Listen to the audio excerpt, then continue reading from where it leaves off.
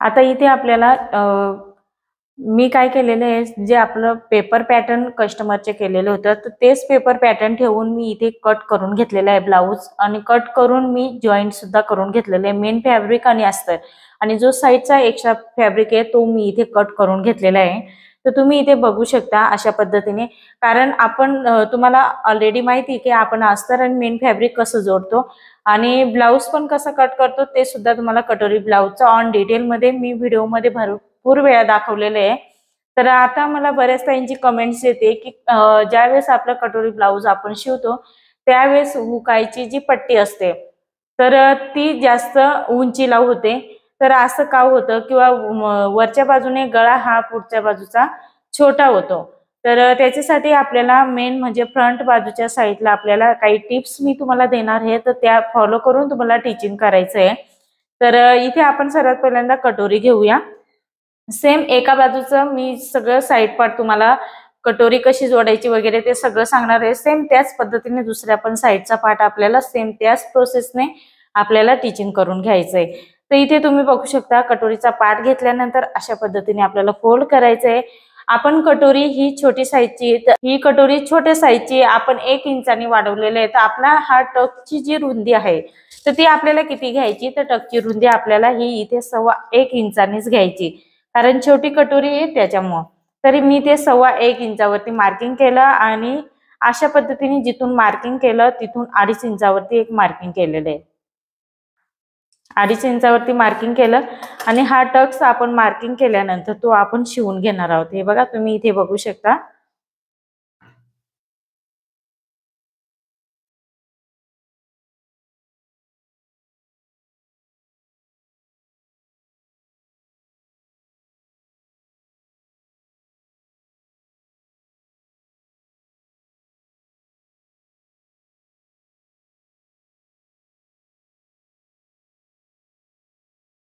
आता इथे मी डबल शिलाई देऊन घेतलेली, हे बघा अशा पद्धतीने ते डबल शिलाई देऊन घेतलेली. आता इथे मेन म्हणजे तुम्हाला जर हा टक्स कट करायचा नसेल तर तुम्हाला काय करायचं, अशा पद्धतीने फोल्ड करायचे, आणि इथे फोल्ड केल्यानंतर त्याच्यावरती एक शिलाई मारून घ्यायची. ओके. परंतु आपली जी प्रोसेस म्हणजे आपली जी पद्धत आहे ती आपण एक्स्ट्रा जो टकचा भाग असतो तो आपण कट करून घेत असतो. तर मी इथे कट करून घेतलेला आहे. ओके. त्याच्यानंतर हे धागे वगैरे ते पण आपल्याला कट करून घ्यायचंय, म्हणजे व्यवस्थित आतून पण ब्लाऊजला फिनिशिंग दिसते. आता अशा पद्धतीने कटोरी ही आपली शिवून झालेली आहे. तर त्याच्यानंतर आपल्याला काय करायचं, हुकायची पट्टी आपली ही जास्त उंचीला होते. तर अशा वेळेस हा जो आपण मेन कटोरीचा टक शिवलेला आहे तिथून हुकच्या साईडने आपल्याला 2 लाईन किंवा 3 लाईन व्यवस्थित कटोरीला प्रॉपर असा शेप पण येतो, आणि इथून आपल्याला हे कट करायचंय. तुम्हाला हे कोणीच सांगणार नाही की ह्या छोट्या छोट्या टिप्स असतात त्या मी तुम्हाला इथे ऑन डिटेल मध्ये सांगत असते. तर ह्या फॉलो केल्या तर तुमचं कटोरी ब्लाऊजला प्रॉपर असा शेप पण येईल कटोरीला, आणि हुकायची पट्टी सुद्धा ही तुमची कमी होणार आहे 3 लाईनने, म्हणजे जवळजवळ अर्धा इंचांनी लहान होणार आहे. तर इथे आपण कट करून घेऊया. हे बघा अशा पद्धतीने मी कट करून घेतलेले आहे. तर अशाच पद्धतीने दुसऱ्या पण साईडला कटोरीला तुम्हाला कट करायचंय. आता आपल्याला काय करायचं, कटोरीचा साईड पार्ट घेतलेला आहे मी, आणि तो आपल्याला इथे कटोरी आपल्याला जोडून घ्यायची. तर कटोरी जोडताना काय करायचं, डायरेक्ट ह्या टोकाला आणि हा कटोरीचा टोक असा ठेवायचा नाही. असं ठेवून जर कट केलं तर ती चुकीची पद्धत होते, ती वापरायची नाही आपल्याला. तर आपल्याला हा कटोरीचा जो पार्ट आहे तो अशा पद्धतीने जिथे इथे मॅच होईल अर्धा इंचावरती वरच्या बाजूने इथे जिथे मॅच होईल मी ते टिक मार्क करून दाखवले, तिथे हा प्रॉपर अशा पद्धतीने पॉइंटला पॉइंट व्यवस्थित ठेवायचा आहे. तर तुम्ही बघू शकता हा जो पार्ट आहे तो जवळजवळ माझा अर्धा इंच टोक असं पुढे निघालेलं आहे कटोरीचं. तर ह्या पद्धतीनेच प्रत्येक साईजला तुम्हाला करायचं, म्हणजे प्रॉपर ज्यावेळेस तुम्ही शिवणार त्यावेळेस इथे पण व्यवस्थित शेप येतो, कुठेही खालीवर होत नाही. तर ही पद्धत तुम्हाला नक्की ट्राय करायची लक्ष ठेवून.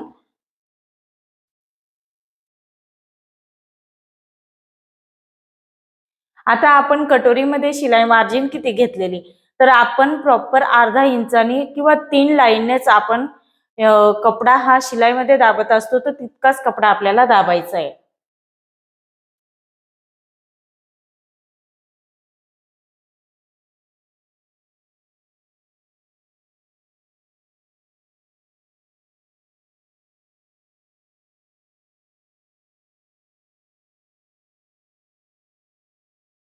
इथे मी कोणताही कटोरीचा किंवा कटोरीचा साईड पार्ट हा मी ज्यावेळेस कटोरी जोडते त्यावेळेस कुठेही ओढून लावलेला नाहीये.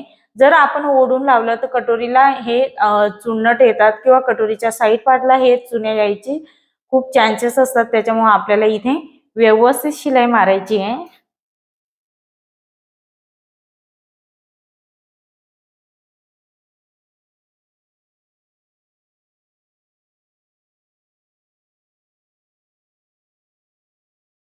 आता अशा पद्धतीने आपल्याला साईडनं एक शिलाई दिली त्याच्यानंतर परत एक शिलाई द्यायची.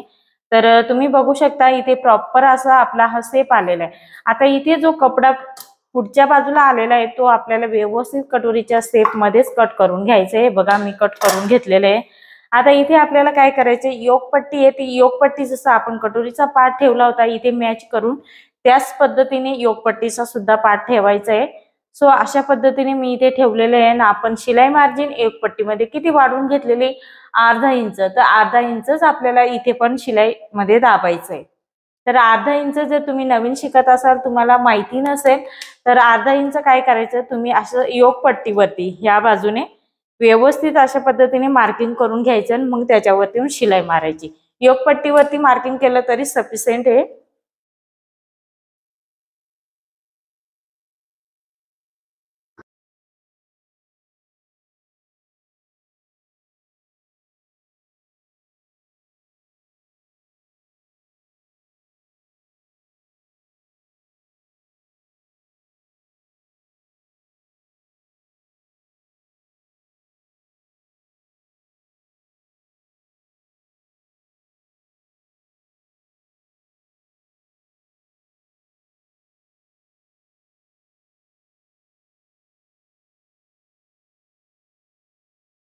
आता इथे आपण डबल शिलाई देऊन घेतलेली. हा जो कोना बाहेर निघालेला आहे तर लगेच न कट करता आपल्याला काय करायचंय, योगपट्टी ही फोल्ड करून घ्यायची.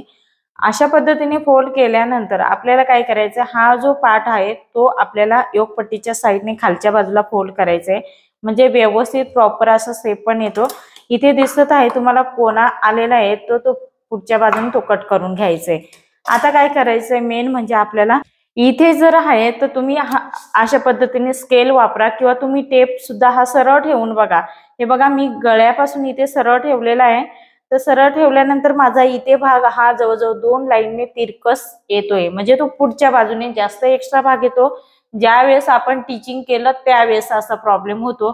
प्रत्येक साईज मध्ये तुम्हाला ही टिप्स वापरायची. तर मी अशा पद्धतीने मार्किंग करून घेत आहे. मार्किंग केल्यानंतर मी इथे 2 लाईनचा कपडा हा योगपट्टीच्या साईडने कट करणार आहे. तर तुम्हाला सुद्धा ही प्रोसेस सेम तुम्हाला प्रत्येक साईज मध्ये करायची आहे.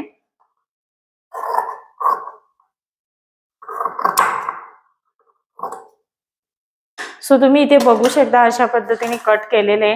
सेम ह्याच प्रोसेसने आपण दुसरा पण कटोरीचा पार्ट हा जोडून घेणार आहोत. तर तो मी आता दाखवणार नाही कारण आपण सेम ह्याच पद्धतीने शिवणार आहोत. त्याच्यामुळे ते आपल्याला दाखवायची गरज नाही. तर आता दुसरा पार्ट पण मी शिवून घेतलेला आहे. हे बघा दुसरा पण पार्ट मी इथे शिवून घेतलेला आहे. तर तुम्ही इथे बघू शकता प्रॉपर असा कटोरीचा हा शेप आलेला आहे. ज्यावेळेस कपडा एखादा नाजूक असेल तर त्यावेळेस तुम्हाला काय करायचं, कटोरी ब्लाउज शिवून झाल्यानंतर त्याला प्रेस करायला विसरायचं नाहीये. तर प्रेस सुद्धा हे फायनल करून द्यायची म्हणजे जेणेकरून व्यवस्थित ब्लाउजला फिनिशिंग येते. आणि फिनिशिंग आपल्या ब्लाउजला आली तर आपल्याकडे कस्टमर सुद्धा येतात. त्याच्यामुळे तुम्हाला ह्या टिप्स वापरायच्या आहेत. आता मी दोन्ही कटोरीचं पार्ट हे इथे लावून दाखवते. ते प्रॉपर इथे मॅचला मॅच योगपट्टी पण झालेली, गळा पण व्यवस्थित प्रॉपर असा शेप मध्ये आलेला आहे. तर आता आपल्याला इथे हुकायची पट्टी लावायची आहे. आणि जी पायपिंग आहे ती आपण अखंड लावणार आहोत. पण हुकायची पट्टी लावण्यासाठी आपण एक्स्ट्रा फॅब्रिक आपल्याला काढायची गरज नाही. तर आपण काय करणार आहोत, जो बॅक साईडचा पार्ट आहे तुम्ही इथे बघू शकता बॅक साईडचा पार्ट आहे तोच आपण कट करून मेन फॅब्रिक आणि अस्तरचं फॅब्रिक मेन फॅब्रिक आणि अस्तरचंच फॅब्रिक आपण जी पट्टी कट होणार आहे गळ्याची तीच आपण हुकाईसाठी वापरणार आहोत. म्हणजे आपल्याला कमी कपड्यामध्ये जास्त व्यवस्थित ब्लाऊज प्रॉपर पूर्ण शिवायचं आहे. त्याच्यामुळे कपड्याची आपल्याला शक्यतो जास्त करून बचत करायची आहे. तर आता मी हा साईड पार्ट कटोरीचा साईडला ठेवून घेते. आणि इथे आपल्याला काय करायचं, हा बॅक साईड कट केलेला आहे. तर मग काय करायचं आता आपण मेन म्हणजे इथे आपण अस्तरवरती कट करणार आहोत। तर इथे मटका गळा आहे, ज्यांचं पण शोल्डरचा प्रॉब्लेम असेल किंवा प्रॉपर बॅक साईडला जसं की आपण एखाद्या कस्टमरचं अशी ब्रॉड पाठ असते, पाठीमागचा भाग हा ब्रॉड असतो आणि थोडंसं म्हणजे असं जसं आपण एखादी हेल्दी लेडीज असते तर तशी जर थोडी पाठ असेल तर तुम्हाला काय करायचं, कॅनव्हस नाही टाकलं तरी पण काही प्रॉब्लेम नाही, तरी पण खूप छान असा डीप गळा बसतो।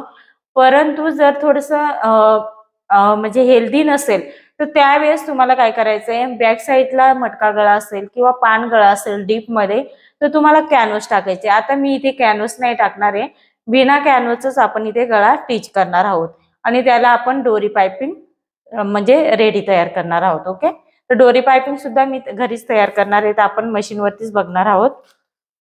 आता इथून आपल्याला शोल्डर पट्टी ही 3 इंचाची ठेवायची, म्हणजे ती आपल्याला प्रॉपर 3 इंचाची म्हणजे पट्टी आपल्याला शिवून ही तयार 2 इंचाची किंवा 2.25 इंचाची अशी पट्टी आपली तयार व्हायला पाहिजे। तर इथून आपल्याला काय करायचं, ही अशा पद्धतीने मार्किंग करून घ्यायचे 2 इंचावरती।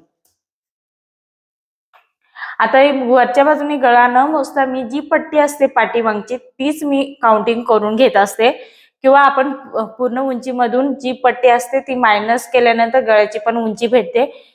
ओके, तर तुम्ही कोणत्या पण पद्धतीने मोजा, तुम्हाला गळ्याची उंची इथे परफेक्ट भेटून जाते। तर इथे 3 इंचाची पट्टी आपल्याला ठेवायची आहे, तर मी त्याच्यामध्ये अर्धा इंच एक्स्ट्रा वाढवून मी 3.5 इंचावरती इथे मार्किंग करणार आहे। तर 3.5 इंचावरती इथे पण मार्किंग करून घेत आहे मी। आता पाठीमागचा भाग हा आपल्याला डीप पाहिजे, तर डीप गळा कशाला म्हणतात, बऱ्याच मैत्रिणी विचारतात की ताई डीप गळा कशाला म्हणतात, डीप गळा नक्की काय असतं।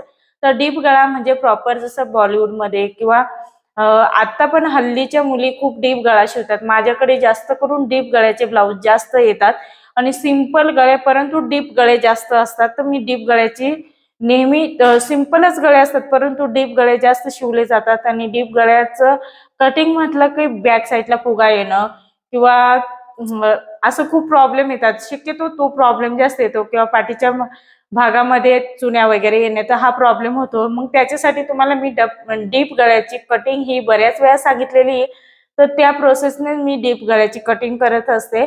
कारण डीप गळ्याची कटिंग करताना बॅक साईडचा पार्ट हा आपण अर्धा इंचानी कमी करून, चौथ्या भागामधून अर्धा इंच कमी करून कटिंग करत असतो, की जेणेकरून ज्यावेळेस तो पाठीवर बसतो त्यावेळेस कव्हर करून घेत असतो। तर त्याच्यासाठी मी कमी करून कट करते, परंतु फ्रंट बाजूला आपल्याला असं करायचं नसतं।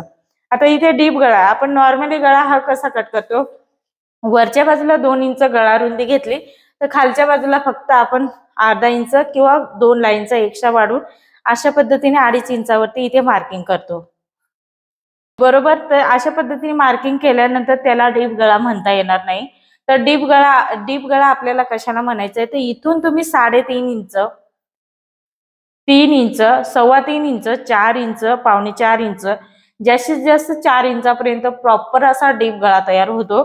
तर इथून मी किती घेतलंय, हे 3.5 इंच। आता ही खूप हेल्दी पण नाही, खूप असं हे पण नाही, परंतु कटोरीचा तब्येत आहे, परंतु कटोरीची जी साईज आहे, चेस्ट साईज आहे ती एकदम बारीक आहे, तर त्याचा उभार आहे तो कमी आहे, त्याच्यामुळं आपली बॉडीचा जो मेजरमेंट घेतो ते तर प्रॉपर येतो, परंतु कटोरी आहे ना ती एकदम कमी साईजची आहे, त्याच्यामुळे हे कटिंग मी तुम्हाला दाखवते। आता इथे मी 3.5 इंचावरती मार्किंग केलेलं आहे, आणि इथून आपल्याला काय करायचंय, अशा पद्धतीने हे मार्किंग करायचंय।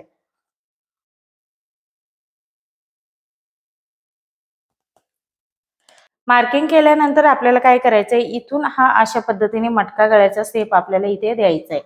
तर मटक्या गळ्याचा शेप देताना डायरेक्ट आपण अशा पद्धतीने इथून द्यायचं नाही आपल्याला, तर इथे पण आपण जिथे राऊंड हा फिरतो तिथे पण आपल्याला मोजून घ्यायचं असते। तर मी इथे हा जो अंतर आहे तो 3.5 इंच ठेवणार आहे।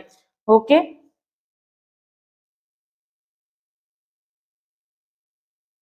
आणि हा प्रॉपर असा मटका गळा शेप आपला इथे तयार झालेला आहे। आता हा आपण कट करून घेणार आहोत।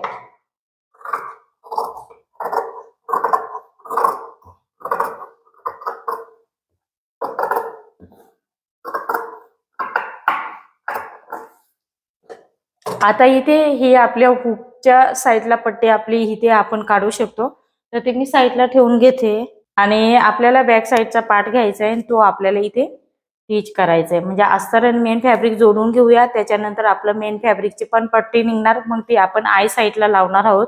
अशा पद्धतीने ठेवून घेतल्यानंतर काय करायचं आहे, इकडे तिकडे कपडा होऊ नये किंवा गळ्याचा शेप इकडे तिकडे किंवा हा जो मेन आपला अस्तरला व्यवस्थित चापून चुपून जो फॅब्रिक बसायला पाहिजे तसा बसत नाही. तर तुम्ही जर बसत नसेल तर तुम्हाला पिनअप लावून घ्यायचे आहेत किंवा तुम्ही इथे जो गम भेटतो आपलं ब्लाऊज साठी आपण वापरतो पॅच साठी चिपकवण्यासाठी, तो तुम्ही इथे वापरू शकता. ते आपल्या मशीनच्या जे दुकानं असतात, मशीनचं मटेरियल भेटतं तिथे सहज इझिली भेटत असतात. तर बऱ्याच ताईंची कमेंट्स पण आहे की एकदम सुळसुळीत ब्लाऊज पीस असेल तर तो कसा टिच करायचा, त्याचा पण व्हिडिओ मी लवकरच अपलोड करेल. मी इथे पिनअप लावून घेतलेले आहेत. आता आपल्याला व्यवस्थित सर्व बाजूनी शिलाई मारून घ्यायची आहे.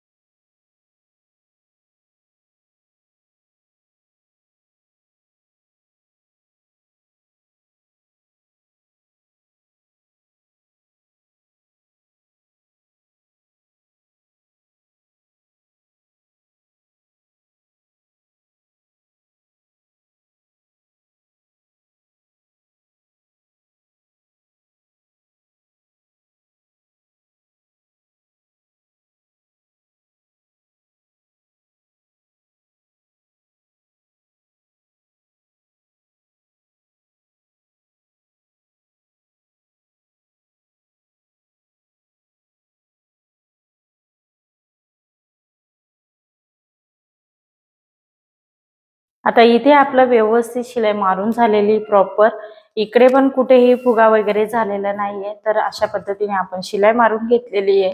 आता आपल्याला हे पिनअप काढून घ्यायचे आहेत कारण त्यांचं काम झालेलं आहे. आता एक्स्ट्राचं फॅब्रिक आहे तो आपल्याला इथे कट करून घ्यायचं आहे. तर नेहमीप्रमाणे आपण जसं कट करतो त्याच पद्धतीने आपल्याला इथे कट करायचं आहे.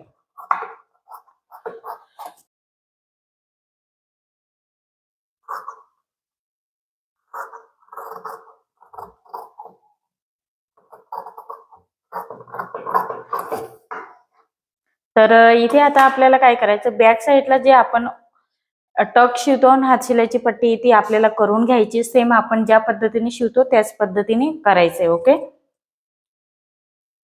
आणि हात शिलाईची पट्टी पण आपल्याला इथे शिवून घ्यायची आहे. तर अशा पद्धतीने मी मार्किंग करून घेते, प्रेस करून घ्यायचंय.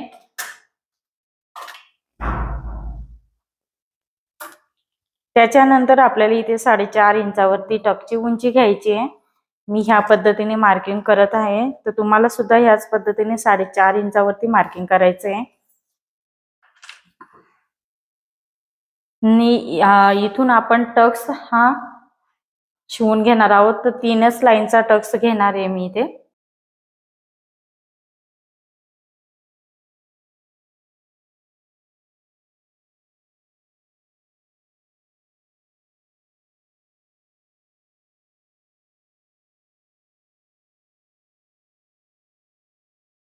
आता इथे आपल्याला अर्धा इंचावरती आपल्याला काय करायचंय, वरच्या बाजूने मी पेपर कटिंग मध्ये कट केलं नव्हतं म्हणून मी इथे डायरेक्ट ब्लाऊज पिसावरती कट करून घेतलेले आहे. आणि इथे आपल्याला हातशिलाईची पट्टी शिवून घ्यायची. तर आपण हातशिलाईची पट्टी शिवून घेणार आहोत. आता इथे आपल्याला काय करायचंय, हे बघा अशा पद्धतीने हुक आयची पट्टी आपल्याला इथे काढून घ्यायची. तर तुम्हाला माहिती आहे मी डबल फोल्ड करून कपडा घेत असते आणि ती आपल्याला हुकच्या साईडने एक जोडायची आणि ही आपल्याला गळ्याची पट्टी असते ती पण व्यवस्थित सरळ अशी कट करून घ्यायची। प्रॉपर आपली व्यवस्थित शेप मध्ये ही पट्टी पण आपल्याला भेटून जाते, त्याच्यामुळे एक्स्ट्रा फॅब्रिक घ्यायची काही गरज पडत नाही आपल्याला। कुठे वाकडे तिकडे असेल तर ते व्यवस्थित सरळ कट करून घ्यायचे, कारण मटका गळ्याची पट्टी होती। आता इथे आपल्याला कटोरीचा पार्ट घ्यायचा आहे, तर अशा पद्धतीने कस्टमरला ज्या पद्धतीने तुम्हाला हुकायची पट्टी आवडत असेल त्या साईडने तुम्हाला लावून द्यायची आहे।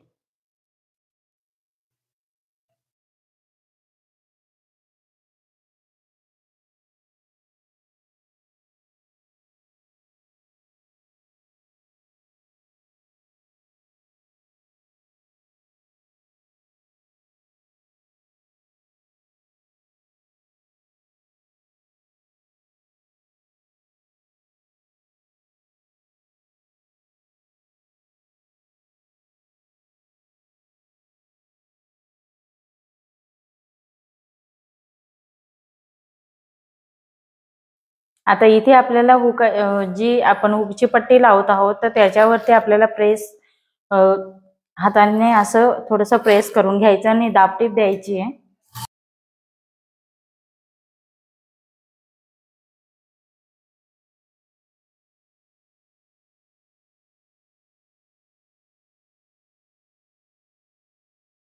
दाबटीप दिल्यानंतर ती आपल्याला आतमध्ये फोल्ड करून पिच करून घ्यायची। तर इथे पण शिलाई द्यायची, नाहीतर ज्यावेळेस आपण हुक लावतो तर ती इथली शिलाई असते ती निघायची शक्यता असते, त्याच्यामुळे आपल्याला इथे पण एक शिलाई मारून घ्यायची आहे।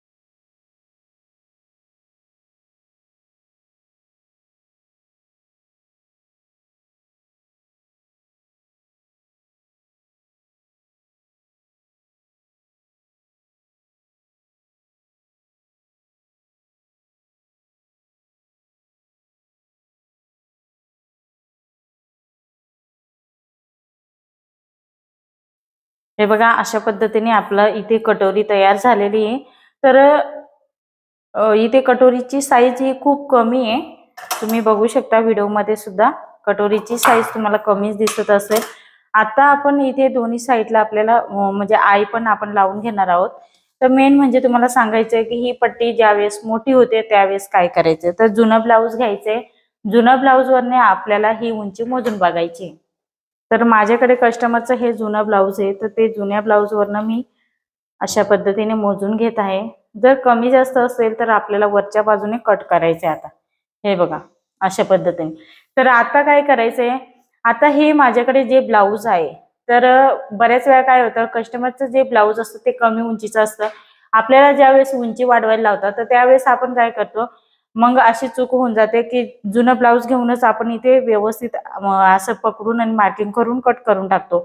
परंतु मग त्यावेळेस पण आपल्या लक्षात राहत नाही की आपण आपल्या ब्लाऊजची जो शिवतोय त्याची उंची वाढवलेली आहे, तर मग इथली पण पट्टीची थोडीशी उंची आपली वाढलेलीच पाहिजे।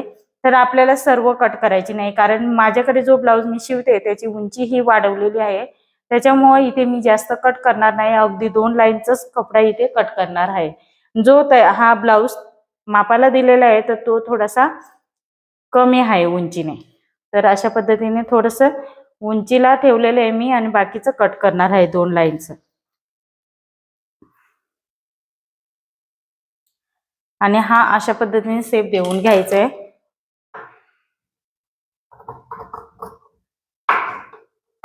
तुम्ही पेपर पॅटर्न जरी वापरत असतील आणि कट करत असतील तर त्यावेळेस सुद्धा तुम्हाला हे जे इथून मी कट केलं तर हे तुम्हाला कोणत्याही व्हिडिओमध्ये सांगितलं जात नाही, कारण की ते छोटे छोटे ज्या टिप्स असतात इथे पण सांगितलं जात नाही, परंतु ते मेन टीचिंग मध्ये खूप महत्वाचं आहे। त्याच्यामुळे तुम्हाला ह्या छोट्या छोट्या जर टिप्स तुम्ही फॉलो करून टीचिंग केलं तर प्रॉपर असं कटोरी ब्लाऊजचा तयार होतो आपला। तर ह्याच प्रोसेसने आपण दुसऱ्या साईडला पण करून घेणार आहोत।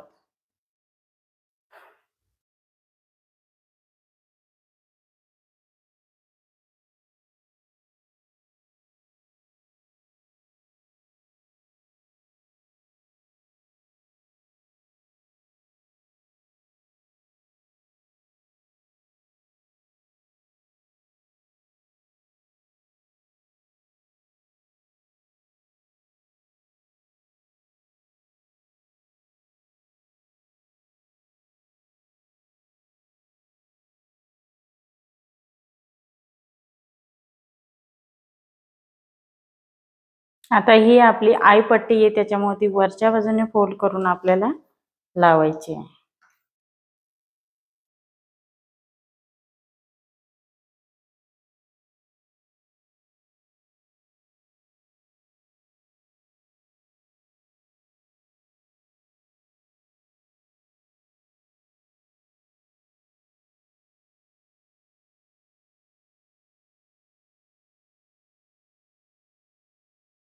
आता ही पण आपण प्रॉपर याला लावून बघणार आहोत आणि त्याच्यानंतर आपल्याला ते पण कट करून घ्यायची.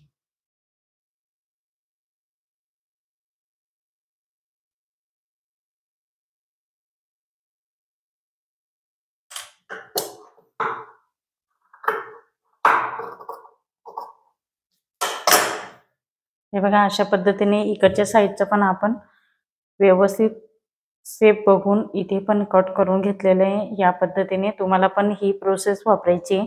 तर इथे प्रॉपर आपला हा गळा रेडी होणार आहे.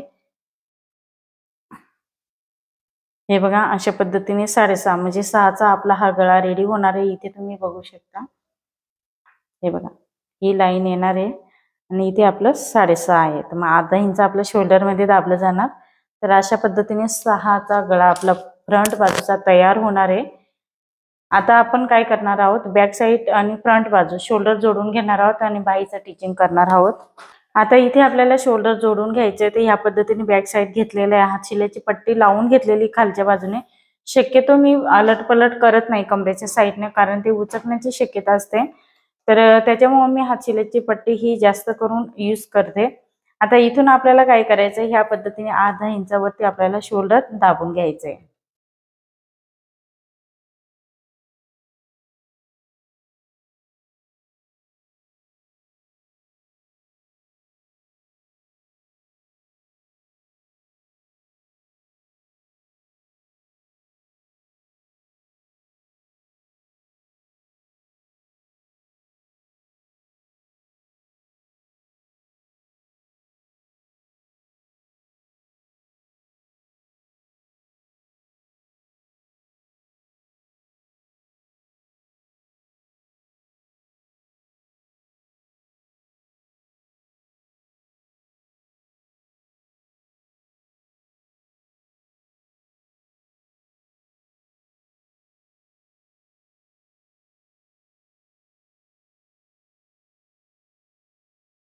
आता इथे आपल्याला शोल्डर जोडून झाल्यानंतर आपल्याला काय करायचंय, जर तुम्ही मटका गळ्याचा किंवा पान गळ्याचा ज्यावेळेस ब्लाऊज शिवता, बॅक साईडचा गळा मटका गळा आणि पान गळा असेल, तर अशा वेळेस आपल्याला काय करायचं, हा जो पार्ट असतो हा डीप गळा असेल तर म्हणते मी, जर डीप गळा असेल तर हा इथे सेपना 2 लाईनने आतून म्हणजे ज्यावेळेस ब्लाऊज शिवून झाला की त्यावेळेस तुम्हाला ही प्रोसेस करायची आहे.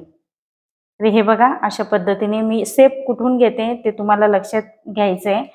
आणि हा सेप तुम्हाला प्रत्येक, जर डीप गळा असेल, मटका गळा, पान गळा असेल, तर तो आपल्याला ह्या पद्धतीने म्हणजे सेप देऊन आणि कट करून घ्यायचंय. जास्त करायचं नाही, 2 लाईनचं अगदी कट करायचंय. हे कट केल्याने काय होतं, जे इथे अशा पद्धतीने हलकसं अशा पद्धतीने रिंकल्स येतात ते येत नाही अशा पद्धतीने कट केलं तर. तर ही सुद्धा एक सिक्रेट टिप्स होती तुमच्यासाठी, तर ते मी तुमच्या बरोबर शेअर करते. आता इथे आपलं हे चेक करून घ्यायचंय. हे तर आपल्याला माहितीच आहे ऑलरेडी, आपण हे अशा पद्धतीने चेक करून घ्यायचंय. जर मागे पुढे होत असेल तर आपल्याला ते व्यवस्थित दोन्ही पार्ट बरोबर कट करून घ्यायचंय. आता सेम ह्याच पद्धतीने आपण ह्या बाजूला पण कट करून घेणार आहोत.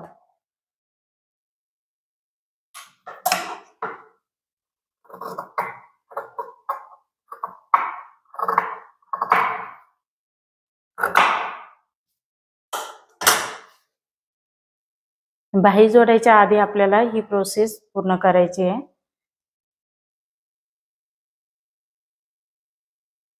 व्यवस्थित बघायचं आहे, इथे खालीवर कपडा होत असेल तर तो आपल्याला एकसारखा कट करून घ्यायचा आहे. स्टिचिंग करताना ह्या गोष्टी छोट्या मोठ्या ह्या होत असतात, तर ते आपल्याला कटिंग कुटिंग थोडंफार करावंच लागतं. त्याच्याशिवाय प्रॉपर कटिंग होत नाही. की असं नाही की आपण प्रॉपर आता पेपर कटिंग केलेलं आहे आणि ते आपण शिलाई करताना आपल्याला त्याच्यामध्ये काहीच करावं लागणार नाही. तर असं बिलकुल नाही. ज्यावेळेस स्टिचिंग करतो त्यावेळेस पण भरपूर काही टिप्स आहेत त्या फॉलो करून आपल्याला ब्लाऊज हे टिचिंग करावं लागतं. आता इथे मी बाहीचं टिचिंग करून घेतलेलं आहे. जसं अस्तर जोडतो त्यावेळेसच करून घेत असते. तर आता आपल्याला बाहीचं काय करायचंय, फ्रंट बाजूला जो पार्ट असतो तो खोलगट जे असतं बाहीचा भाग असतो तो आपल्याला इथे जोडायचा आहे. हे बघा, हा खोलगट बाजू आहे, ते आपल्याला पुढच्या बाजूने जोडायची आहे. तर बाही ब्लाऊज आपला सीधा असतो, ब्लाऊज ही उलटी ठेवून आपल्याला टिच करायची. तर मी नेहमी सेंटरला ठेवूनच मग टिचिंग करत असते.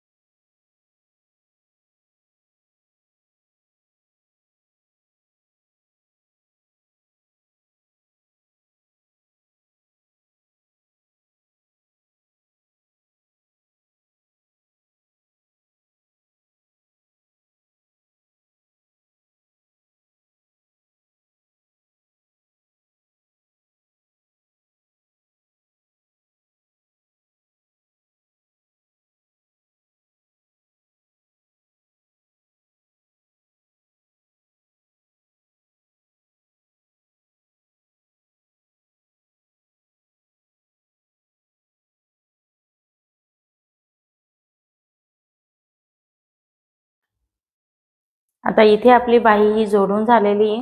सेम ह्याच पद्धतीने दुसऱ्या साईडची पण बाही आपल्याला टिचिंग करून घ्यायची आहे. तर तुम्ही इथे बघू शकता अगदी प्रॉपर असा शेप आलेला आहे टिचिंग केल्यानंतर. तर मुंडेचा शेप अशा पद्धतीने यायला पाहिजे. आता दुसऱ्या साईडची पण बाही आपण सेम त्याच पद्धतीने जोडून घेणार आहोत. दुसऱ्या साईडची पण बाही आपण टिच करून घेतलेली आहे. तर इथे मी बॅक साईडला सेंटर काढून घेतलेला आहे. तर तुम्हाला पण सेंटर काढून घ्यायचं आहे. व्यवस्थित सेंटरला आपली जी आयपट्टी आहे मी ती सोडून दिलेली आहे. त्याच्यानंतर अशा पद्धतीने इथे बरोबर पकडलंय आणि मग आपल्याला इथे टिच करून घ्यायचंय. तर ज्यावेळेस आपण फिटिंग करतो त्यावेळेस थोडंसं कोना वगैरे असं हा एका दोन लाईनचा कपडा हा उरतच असतो. प्रत्येक साईजचं तुम्ही ब्लाऊज शिवा तरी पण उरतो. तर तो कट करून घ्यायचा आहे. प्रॉपर असं सरळ मध्ये कधीच येत नाही. तो थोडाफार इकडे तिकडे होतो. तर तो आपल्याला कट करून घ्यायचा आहे. तर तिथे घाबरण्यासारखं काहीच नाही. तो आपल्याला कट करून घ्यायचं आहे. आणि ब्लाऊज थोडं सुद्धा इकडे तिकडे बिघडत नाही किंवा काहीच होत नाही. त्याच्यामुळे जर तुम्ही नवीन शिकत असाल तर इथे इतकं उरतंय मग ते काय करायचं, तर ते सरळ व्यवस्थित एक शिलाई मारून ते कट करून घ्यायचंय.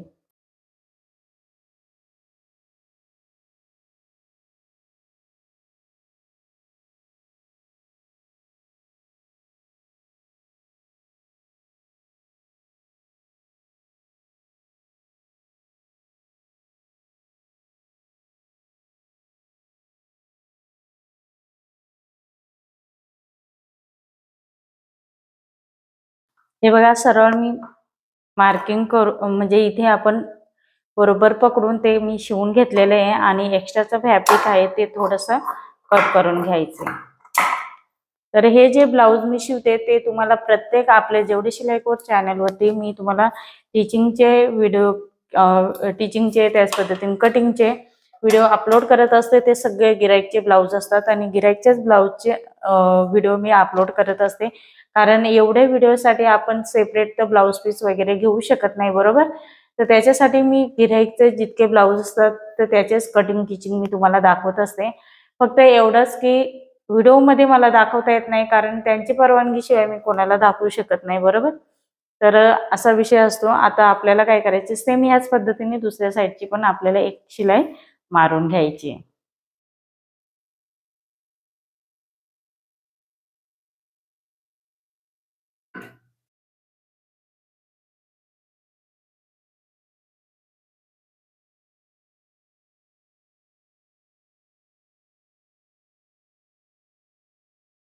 आता जिथे योगपट्टी आपण जॉईन केलेली आहे तर तो जो पार्ट असतो शिवलेला तो खालच्या बाजूने फोल्ड करायचा.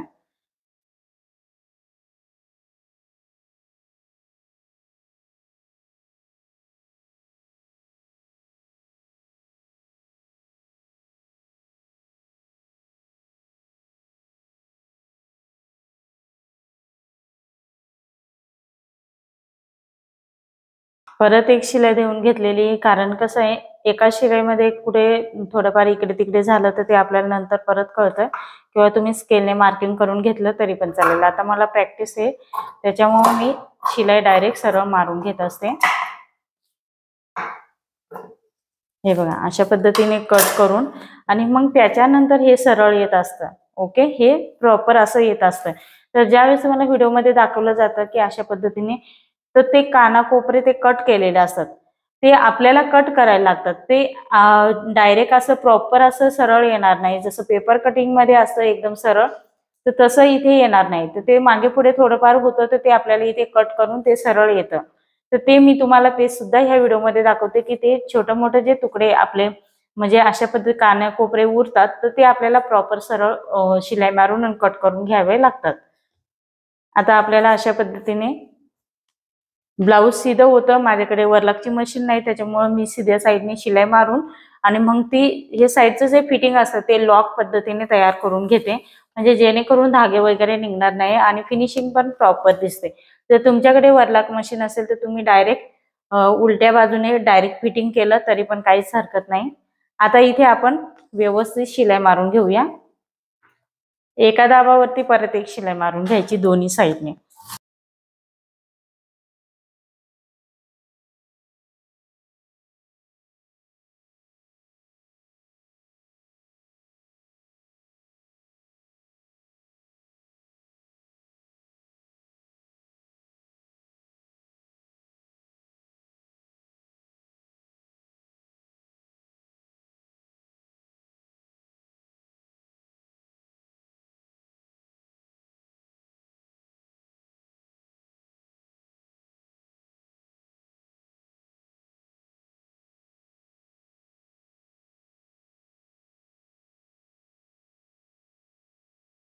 आता ज्यावेळेस तुम्ही ब्लाऊज स्टिचिंग करता त्यावेळेस काय होतं, जो प्रॉपर आपण व्यवस्थित कमरेच्या चौथ्या भागावरती मार्किंग करून फिटिंग करतो तरी सुद्धा कमरेमध्ये हे लूज पडतं. मग परत आपल्याला शिलाई मारून द्यावी लागते, किंवा ते लूज असल्यामुळे बॅक साईडला उचकतं. मग त्याच्यासाठी प्रॉपर कमरेची फिटिंग कशी करायची, किंवा ज्यावेळेस आपण शिलाई मारतो त्यावेळेस मुंड्यामध्ये लूज पडतं, तर मग ते लूज का पडतं तर त्याचं सुद्धा आपण बऱ्याच वेळा व्हिडिओमध्ये बघितलेलं आहे. तर कमरेचं मेन म्हणजे बऱ्याच ताईंची कमेंट्स होती की कमरेचं ज्यावेळेस फिटिंग करतो चौथा भाग टाकून सुद्धा लूज राहतं. तर अशा वेळेस काय करायचं, कस्टमरचं प्रॉपर ब्लाऊज असेल तुमच्याकडे, म्हणजे मापाला दिलेलं असेल, किंवा तुम्ही कमरेचं काय करायचंय डायरेक्ट चौथा भाग टाकायचा. मी आता इथे तुम्हाला दोन्ही भाग म्हणजे पार्ट सांगणार आहे. तर आपल्याला जुनं ब्लाऊज घ्यायचं आहे. हे बघा आता इथे मी जुनं ब्लाऊज घेतलेलं आहे. आता काय केलंय आपण साईडने पण एक एक शिलाई मारून घेतलेल्या आहेत, हे आपण साईडने शिलाई मारून घेतलेलं आहे. मग आपल्याला काय करायचे, जी आपण आईसाठी पट्टी घेतलेली तर ती आईसाठीची पट्टी आहे ना फोल्ड करून घ्यायची. ओके, जे जुनं ब्लाऊज आहे त्याचं पण आईची साईडची जी पट्टी असते ती पण आपल्याला हातमध्ये फोल्ड करून घ्यायची. बघा अशा पद्धतीने फोल्ड केल्यानंतर, कारण प्रत्येकाची आईपट्टी ही कोणाची 1 इंचाची, कोणाची 1.5 इंचाची असू शकते किंवा 1.25 इंचाची, त्याच्यामुळे ती आतमध्ये फोल्ड करून घ्यायची.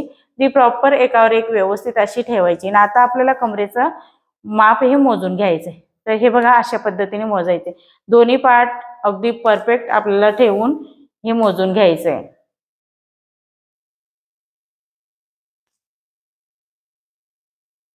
मोजल्यानंतर आपला इथपर्यंत जुना ब्लाऊज आलेला आहे. हे बघा जुना ब्लाऊज इथवर आलेला आहे. तर मग आता आपल्याला काय करायचंय, हा जो पार्ट आहे तो असं एक फोल्ड करायचा आणि परत अजून एक फोल्ड करायचंय. तर ह्या पद्धतीने फोल्ड केल्यानंतर आपल्याला इथे टेपने मोजून बघायचंय. म्हणजे इथे तुम्ही बघू शकता चार चार पार्ट भेटलेले, 1 2 3 आणि 4. मग ते आपल्याला मोजून घ्यायचे. तर इथे मी मोजून घेत आहे. तर इथे 1.25 इंच आलेले आहे आपलं. ओके, तर 1.25 इंचावरती आपण ही शिलाई सोडून, आपण जी एक शिलाई मारलेली ती सोडून आपल्याला 1.25 इंचावरती मार्किंग करायचंय। हे बघा 1.25 इंचावरती ह्या बाजूला पण मार्किंग करायचंय। दुसऱ्या बाजूला सुद्धा 1.25 इंचावरती मार्किंग करून घेतलेले आहे मी। ओके, त्याच्यानंतर मुंडा राऊंड मोजून घ्यायचा आपल्याला। तर मुंडा राऊंड सुद्धा आपल्याला अशा पद्धतीने, आता तुम्ही नवीन शिकत असतील तर तुम्हाला ही प्रोसेस वापरायची आहे, म्हणजे ही पद्धत तुम्ही वापरू शकता। तर इथे 7.5 इंच आलेले आहे आणि दंडघेर पण आपल्याला मोजून घ्यायचं आहे। तर दंडघेर आपलं 5.5 इंच आहे। ते आता आपण ब्लाऊज साईडला ठेवून घेऊया। आता इथे दंडघेर आपलं 5.5 आहे। 5.5 इंचावरती इथे आपण मार्किंग करून घेऊया आणि ह्या बाजूला आपल्याला इथे दंडघेर टाकून घेतल्यानंतर आपल्याला मुंडा राऊंड टाकायचा आहे। तर मुंडा राऊंड इथे आपला 7.5 इंच आलेला आहे। आता इथे आपल्याला अशा पद्धतीने स्केलच्या साहाय्याने किंवा टेपच्या साहाय्याने व्यवस्थित सरळ पकडायचं आहे। हे म्हणजे तिरकं सरळ आलेलं आहे, डायरेक्ट सरळ नाही। आता हा तिरकं सरळ आहे असं नाही, आता हा टेप आहे तो आपला अशा पद्धतीने, आपली फिटिंग ही कशा पद्धतीने असते, अशा पद्धतीने असते। ओके, तर सरळ कशाला म्हणतात, सरळ अशा पद्धतीने येणार आहे। तर इथे तुम्ही बघू शकता या पद्धतीने लाईन ड्रॉ करून घेतलेली आहे मी फिटिंगच्या साईडने। आता इथे आपल्याला शिलाई मारून घ्यायची। तर तुम्ही शिलाई मारताना इथून जरी स्टार्ट केलं तरी काहीच हरकत नाही, वरच्या बाजूने स्टार्ट केलं तरी पण सुद्धा काहीच हरकत नाही, दोन्ही साईडने करू शकता।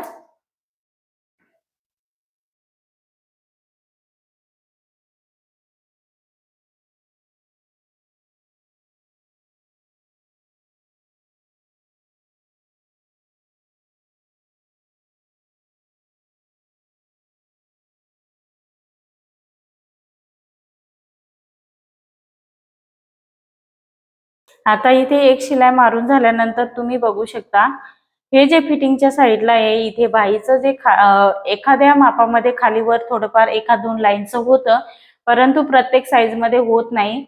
तर इथे तुम्ही बघू शकता हे जे बाईचं मुंड्याचा खालचा जो इथे जॉईंट असतो तर तो अगदी परफेक्ट आलेला आहे आपला इथे।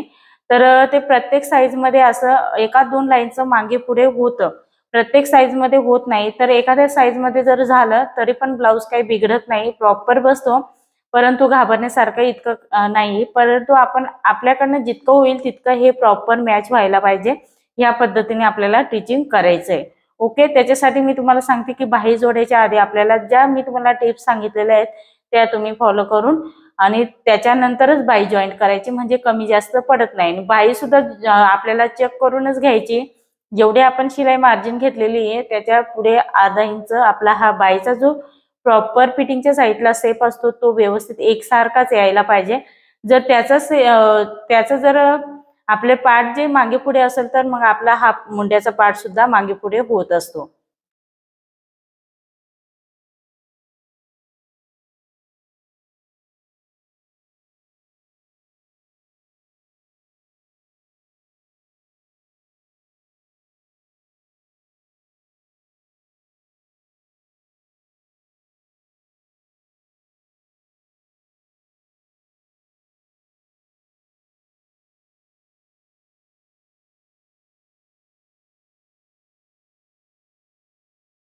आता इथे सेम ह्याच पद्धतीने दुसऱ्या साईडची पण फिटिंग आपल्याला करून घ्यायची आणि इथे 2-3 शिलाई मी त्या एक्स्ट्रा मारून घेतलेल्या आहेत, कारण प्रत्येक वेळेस ब्लाऊज शिवताना आपल्याला हे एक्स्ट्रा शिलाई मारून घ्यायची आहे आणि त्याच्यानंतर आपण दोरी पाइपिंग करून घेणार आहोत। तर ह्या बाजूची सुद्धा फिटिंग मी त्याच पद्धतीने करून घेत आहे। आता इथे आपल्याला काय करायचंय, डोरी पाइपिंग तयार करून घ्यायची। तर डोरी पाइपिंग मी ऑलरेडी तयार करून घेतलेली आहे, कारण मी तुम्हाला बऱ्याच व्हिडिओमध्ये डोरी पाइपिंग कशी तयार करायची ते सांगितलेले आहे। तर आता इथे आपल्याला डोरी पाइपिंग जोडताना अशा पद्धतीने हे बघा इथे 2 लाईनचा अशा पद्धतीने गॅप सोडायचा आहे, मग जोडायचं आहे, म्हणजे कपडा सोडून आणि पुढच्या बाजूने अर्धा इंच पाइपिंग ही पुढच्या बाजूने सोडायची आहे।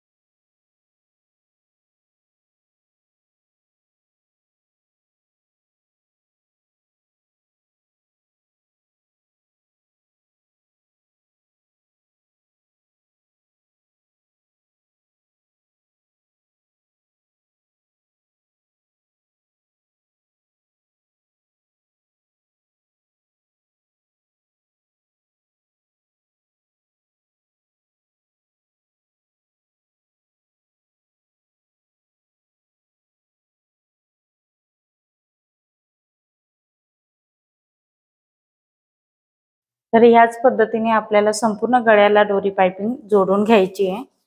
अशा पद्धतीने आपण संपूर्ण गळ्याला ही डोरी पाइपिंग लावून घेतलेली आहे। तर इथे तुम्ही बघू शकता या पद्धतीने। तर डायरेक्ट तुम्हाला आता काय करायचं आहे, एका दाबावरती एक शिलाई देऊन घ्यायची आहे किंवा डायरेक्ट तुम्ही इथे खाचेमध्ये शिलाई दिली तरी पण काहीच हरकत नाही, म्हणजे जेणेकरून ती साईडची शिलाई तुम्हाला आवडत नसेल तर तुम्ही डायरेक्ट खाचेमध्ये शिलाई देऊ शकता। तर आता ती आपण अशा पद्धतीने फोल्ड करून ती आतमध्ये आपल्याला या पद्धतीने शिलाई द्यायची आहे। तर काय करायचंय मेन म्हणजे आपला दाब चेंज करून घ्यायचा आहे।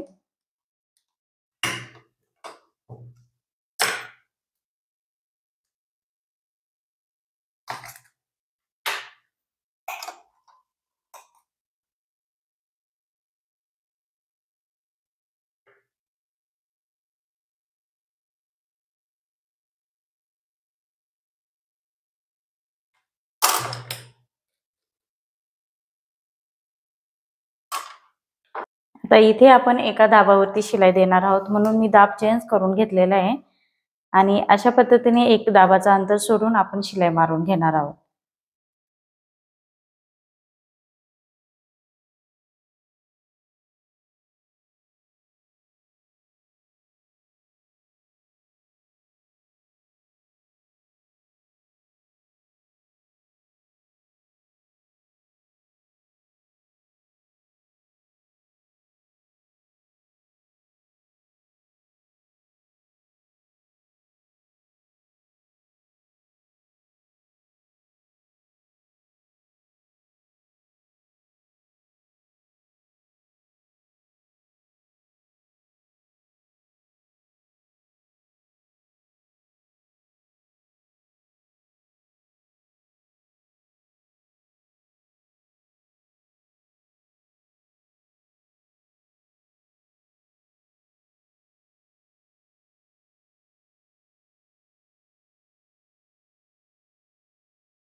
आता इथे आपली संपूर्ण गळ्याला दोरी पाइपिंग लावून झालेली आहे। तर जो एक्स्ट्राचा आतमध्ये फॅब्रिक आहे तो आपल्याला एकसारखा कट करून घ्यायचा आहे, जेणेकरून व्यवस्थित ब्लाउजला फिनिशिंग दिसायला पाहिजे। तर इथे मी कट करून घेत आहे। हे बघा, संपूर्ण आतमधचा पण कपडा व्यवस्थित कट करून घेतलेला आहे, म्हणजे जेणेकरून व्यवस्थित ब्लाउजला आतून पण फिनिशिंग दिसते, कुठेही धागे वगैरे निघत नाही आणि एक्स्ट्रा असं फॅब्रिक आबडधोबड दिसत नाही। ओके, तर ह्या पद्धतीने आपला हा नेक शिवून झालेला आहे। तर बघा मैत्रिणींनो, कशा पद्धतीने आपला ब्लाउजचा हा प्रॉपर असा मटका गळ्याचा शेप आलेला आहे। फ्रंट बाजूला पण तुम्हाला दाखवते, हे बघा प्रॉपर असं फिनिशिंग सहित आपला ब्लाउज इथे रेडी झालेला आहे। आणि नेहमीचं कस्टमर आहे, त्याच्यामुळे त्यांचे ब्लाउज हे ऑलरेडी फिटिंगला व्यवस्थित बसतात माझ्याकडे, त्याच्यामुळे हा एकदम प्रॉपर आपला इथे टिचिंग झालेलं आहे। गळा पण आपला खूप सुंदर असा इथे रेडी झालेला आहे घातल्यानंतर, आणि कटोरीचा शेप पण खूप सुंदर आलेला आहे, परफेक्ट असा। आता आपल्याला तिथे कॉपर कलरची, म्हणजे हे जे काठ आहेत त्या पद्धतीची नॉट माझ्याकडे अवेलेबल आहे, मग ती नॉट लावणार आहे। फक्त माझ्याकडे पाइपिंगचं कॉपर कलरचं संपलेलं आहे पीस, मग मी त्याच कलरची पाइपिंग केली। ऍक्च्युली कॉपर कलरची लावली असती ना प्रॉपर अशी फिनिशिंग दिसली असती। हे बघा, गळा खूप सुंदर झालेला आहे। नॉट लावायची 2.5 इंच शोल्डर जॉईंट केलं, तिथून 2.5 इंच सोडून आपल्याला नॉट लावायची। जास्त उंचीचा ब्लाउज असेल तर तुम्ही 3 इंचावरती लावलं तरी पण काहीच प्रॉब्लेम नाही, कारण खूप वरती पण लावलं ना तर अशा ठिकाणी वरच्या बाजूला ती नॉट जाते, थोडीशी खाली असली ना खूप सुंदर दिसते। तर तुम्हाला आजचा व्हिडिओ कसा वाटला ते मला कमेंट्स करून सांगा। व्हिडिओ आवडला असेल तर लाईक करा, शेअर करा आणि चॅनलवरती तुम्ही नवीन असाल तर सबस्क्राईब करायला विसरू नका। परत आपण असंच नवीन व्हिडिओमध्ये भेटूया, तोपर्यंत बाय बाय।